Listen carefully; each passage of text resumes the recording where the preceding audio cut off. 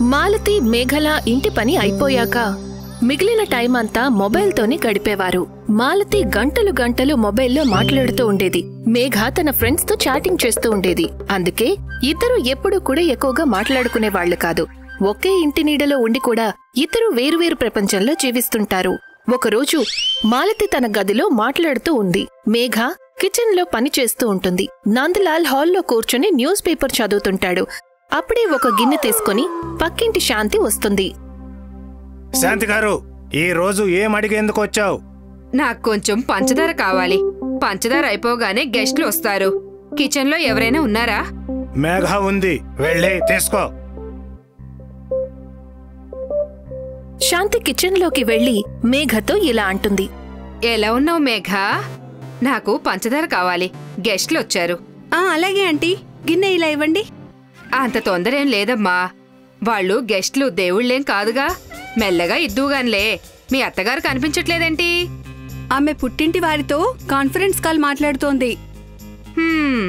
ఆమెకి ఆమె పుట్టింటిదే తీయగా ఉంటుంది. అత్తగారిల్లంటే ఆమెకి చేదు వేపాకుతో సమానం. అలాగా? అవును. అబద్ధం ఎందుకు చెప్తాను? ఎప్పుడూ తను పుట్టింటి గురించే గొప్పగా చెప్తుంటుంది. నీకు తెలుసా, పోయిన వారం తను నాతో ఏం చెప్పిందో? ఏం చెప్పారు? ఏం చెప్పిందంటే రమణ్ కి తన అన్నయ్య కూతురే బావుండేదట. అసలు రమణ్ కి దెయ్యం లాంటి నువ్వు ఎలా నచ్చావో అర్థం కావట్లేదంట. ఆకారం పుష్టి, నైవేద్యం నష్టి అని చెప్పింది. అది వినగానే మేఘకి కోపం వస్తుంది. అలా చెప్పిందా తను? మరేమనుకున్నావ్? తన గుణమే అలాంటిది.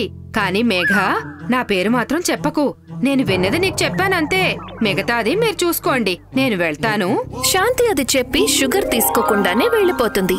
తర్వాతి రోజు శాంతి మళ్లీ గిన్నె తీసుకుని వస్తుంది. నందలాల్ ఆ గిన్నె చూసి ఇలా అంటాడు. చెప్పండి శాంతి గారు, ఈ రోజు ఏం అడిగేందుకు వచ్చారు? నాకు కొంచెం టీ పౌడర్ అవసరమైందండి. మా ఇంట్లో మేం తక్కువే, కాని గెస్ట్లు ఎక్కువ వస్తుంటారు.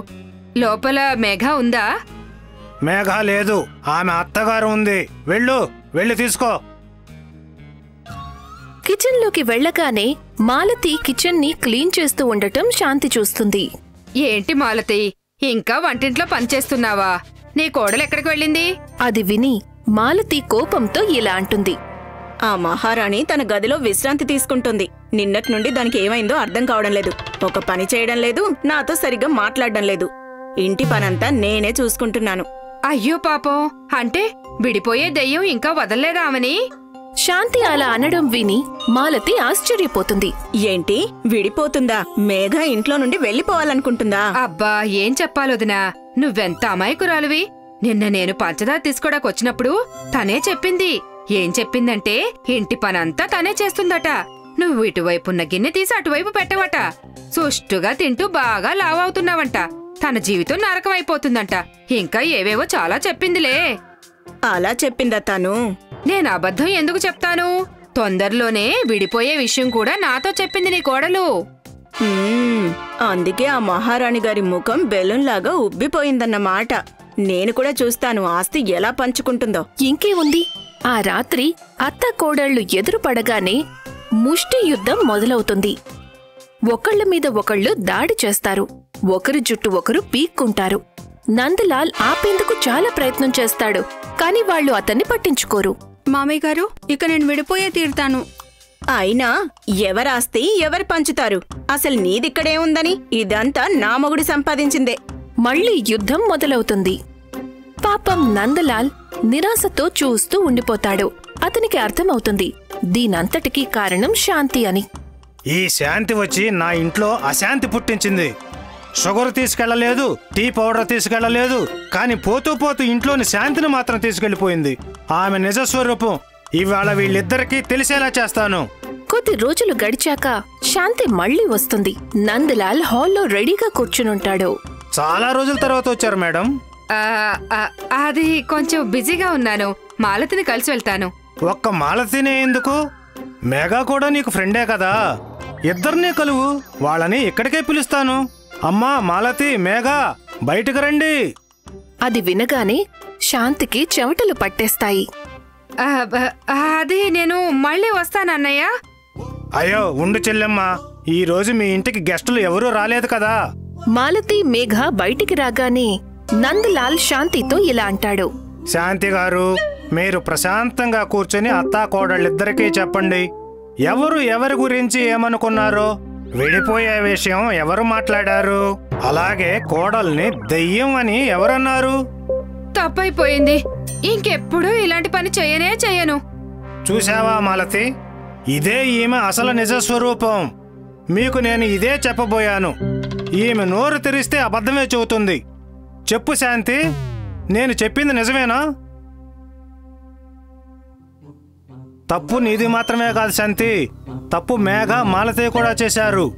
అత్తా కోడళ్ళిద్దరూ ఒకే ఇంట్లో ఉంటూ విడివిడిగా బ్రతుకుతున్నారు. ఒకరేమో కాన్ఫరెన్స్ హాల్లో బిజీగా ఉంటే ఇంకొకరు చాటింగ్ లో బిజీగా ఉంటారు. ఇప్పటి వరకు వీళ్ళు ఎప్పుడూ కలిసి మాట్లాడుకోలేదు. అందుకే వీళ్ళ మధ్య నమ్మకం అనేది కలగలేదు. అందుకే ఒక శాంతి వచ్చి మన ఇంట్లో అశాంతి పుట్టించి వెళ్లిపోయింది. శాంతి నోటి వెంట మాట రాలేదు. సిగ్గుతో అలా నిలబడిపోయింది. అదంతా వినగానే శాంతితో పాటు మాలతి, మేఘలు కూడా సిగ్గుతో తలవంచుకున్నారు. వాళ్లు తమ మనసుల్లో కొత్త జీవితాన్ని మొదలు పెట్టాలని నిర్ణయించుకున్నారు. ఇది చాలా పాతకాలపు విషయం. కిషోర్పూర్ ఊర్లో తులసి అనే ఒక అమ్మాయి తన తల్లితో కలిసి ఉండేది. తులసి తల్లి చాలా పేదరాలు. తను ఊరి పొలాల్లో కూలి పని చేస్తూ ఉండేది. ఒకరోజు ఊర్లోనే పెద్ద మనిషి అయిన భానుప్రతాప్ సింగ్ కూతురికి పెళ్లి కుదిరింది. వారి పనివాడు తులసి వాళ్ల ఇంటికి ఆహ్వానించడానికి వస్తాడు. రూపోతి అమ్మగారికి పెళ్లి, అందరూ తప్పకుండా రావాలి. అలాగే అన్నా. పనివాడు వెళ్ళిపోయిన తర్వాత తులసి తల్లి తులసితో ఇలా అంటుంది. తులసి, నాకు కడుపులో బాలేదు. నువ్వే భోజనాలకి వెళ్దోగాని. అమ్మా, నేను ఏ డ్రెస్ వేసుకొని వెళ్ళాలి? అరే, పెట్టెలో అన్ని బట్టలు పడున్నాయి కదా, వెళ్ళి ఏదో ఒక మంచి డ్రెస్ వేసుకొని వెళ్ళు. తులసి వెళ్ళి పెట్టె నుండి బట్టలు తీసి చూస్తూ ఉంటుంది. కాని అన్ని బట్టలు బాగా చిరిగి పాతబడిపోయాయి. తులసికి ఒక గులాబీ రంగు డ్రెస్సు నచ్చుతుంది. దీన్నే వేసుకుంటాను. ఆ డ్రెస్ వెనక నుండి చిరిగి ఉందని తులసికి కొంచెం కూడా తెలియదు. ఆ డ్రెస్ వెనకాతల ఒక కన్నం ఉంది. తులసి చాలా సంతోషంగా పెళ్లి వేడుకకి చేరుకుంటుంది. మిగతా అమ్మాయిలు తులసిని చూసి నవ్వుకుంటూ ఉంటారు. ఇదేంటి తులసి, పాప మీ అమ్మ నీకోసం డ్రెస్ కూడా కుట్టించలేకపోయిందా? అందుకేనా నువ్వు ఈ చింకీ డ్రెస్ ని వేసుకొని వచ్చేశావు? అయినా వీళ్ళ అమ్మాయి ఇది ఇలాంటి బట్టల్ని ఎక్కడి నుండి తెచ్చుకుంటారో ఏమిటో. పాపం, వసే మొద్దు, కొంచెమైనా సిగ్గుండాలి కదా నీకు. ఈ ఊరికి పెద్ద మనిషి అయిన వాళ్ళింటి పెళ్లికి వచ్చేటప్పుడు ఇలాంటి పిచ్చి బట్టలు వేసుకొని వస్తారా ఎవరైనా? ఆ అమ్మాయిల మాటలు విని తులసి మనసుకి చాలా బాధగా ఉంటుంది. తను వెంటనే ఆ కళ్యాణ మండపాన్ని వదిలి అడవి వైపు వెళ్ళిపోతుంది. వెళ్ళి ఏడుస్తూ ఉంటుంది. ఏంటి లోకం, ఇక్కడందరూ పేదవాళ్లని వెక్కిరిస్తూనే ఉంటారు. అప్పుడే తులసికి అడవిలోంచి ఒక వింతైన మృగం శబ్దం వినబడుతుంది. తను అడవిలోకి వెళ్లి చూసేసరికి ఒక డైనాసోర్ ఒక గొయ్యలో పడిపోయి ఉంటుంది. డైనాసోర్లు ఇంకా ఉన్నాయా? బహుశా ఇది పాత యుగపు డైనాసోర్ అయ్యుంటుంది. ఇది ఎలాగోలా చనిపోకుండా బ్రతికిపోయింది. తులసి ఒక పెద్ద చెట్టు మొదల్ని తీసుకొని వచ్చి దాన్ని ఆ గొయ్యిలోకి పడేస్తుంది. ఆ కర్ర సహాయంతో డైనాసోర్ బయటికి వచ్చేస్తుంది. తులసి డైనాసోర్ పొట్ట నిమురుతుంది. అలాగే దానికి ఆకులు తినిపిస్తుంది. పోనీలే, మంచే జరిగింది. ఇది శాకాహారి. ఆ బావరి ఇంకా రేఖ నన్ను వెక్కిరించారు. ఇక రేపు వాళ్లతో కక్ష తీర్చుకుంటాను. ఊరంతా చూస్తూ ఉండగానే మరుసటి రోజు ఉదయం బావరి తన ఇంట్లో నిద్రపోతోంది. అప్పుడు తులసి డైనోసార్ మీద కూర్చొని అక్కడికి చేరుకుంటుంది. డైనో, వాళ్ల వీధిలో ఉన్న మొక్కని పీకిపడేయ్. డైనోసార్ ఆ చెట్టుని పీకేస్తుంది. ఆ తర్వాత అది కొళాయిని పీకేస్తుంది. అది తన తలతో ఇంటి గోడని గట్టిగా కొట్టడం మొదలు పెడుతుంది.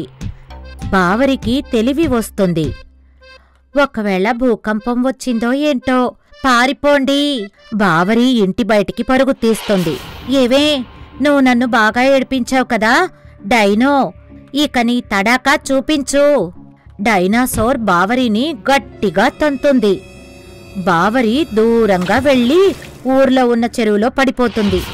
అప్పుడు తులసి డైనాసోర్ని తీసుకొని రేఖ ఇంటికి చేరుకుంటుంది. తను అక్కడ కూడా అన్నీ బాగా వెరక్కొట్టేస్తుంది. బావరి ఇంకా రేఖ వాళ్ల తల్లులు ఆ ఊరి సర్పంచ్ దగ్గరికి వెళ్తారు. వాళ్ళు తులసి గురించి అతనికి చెప్తారు. పదండి, తులసి ఇంటికే వెళ్దాం. తులసి అమ్మగారు, తులసి అమ్మగారు, తులసి ఊర్లో కొన్ని ఇళ్లని బాగా ధ్వంసం చేసింది. దానికి డబ్బులైనా చెల్లించండి, లేదా తులసిని ఊరు నుండి వెళ్లగొట్టండి. సర్పంచ్ గారు, నేనొక పేదరాలిని.